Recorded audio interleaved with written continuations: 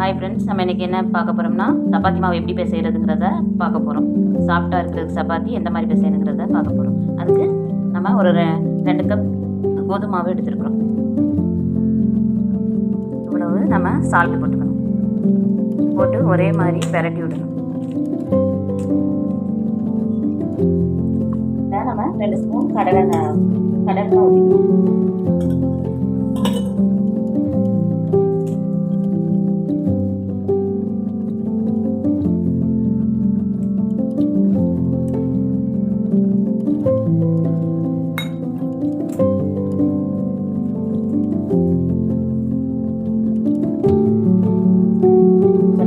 ஒரு டம்ளர் தண்ணி ஊற்றிருக்கிறோம். இந்த டம்ளரில் ஒரு டம்ளர் சின்ன டம்ளரில் ஊற்றிருக்கோம். நம்ம கொஞ்சம் கொஞ்சமாக தண்ணி ஊற்றி பக்குவத்துக்கு கரெக்டான பக்குவம் வர்ற வரைக்கும் கொஞ்சம் கொஞ்சமாக ஊற்றி பிணைஞ்சு பார்க்கணும். பிணைஞ்சு பார்த்தோம்னா அதோட அளவு நமக்கு தெரிஞ்சிடும்.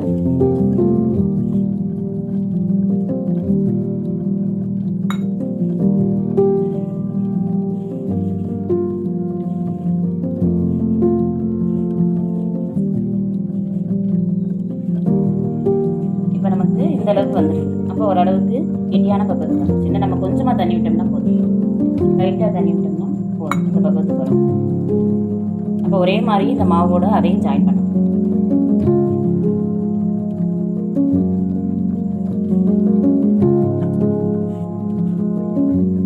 இந்த மாதிரி நம்ம எல்லா சைடில் இருக்கிற மாவையும் ஒன்றா அப்படியே ஜாயின் பண்ணிக்கணும்.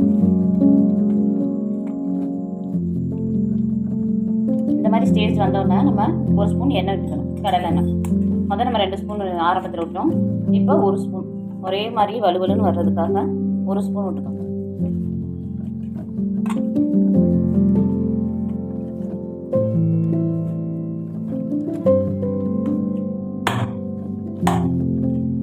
இந்த மாதிரி நம்ம 2 தடவை இதை எடுத்து ஒரு 2 நிமிஷம் போட்டோம்னா கொஞ்சம் மெத்தமாக வரும்.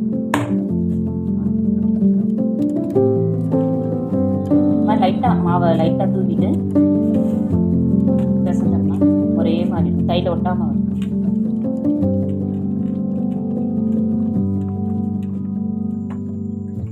இந்த மாதிரி நம்ம உருட்டிட்டு ஒரு 1/2 hour ஊற வச்சிடணும். ஊற வச்சுட்டு குட்டி குட்டி பாலாக செஞ்சு நம்ம சப்பாத்தி செய்ய வேண்டியது தான்.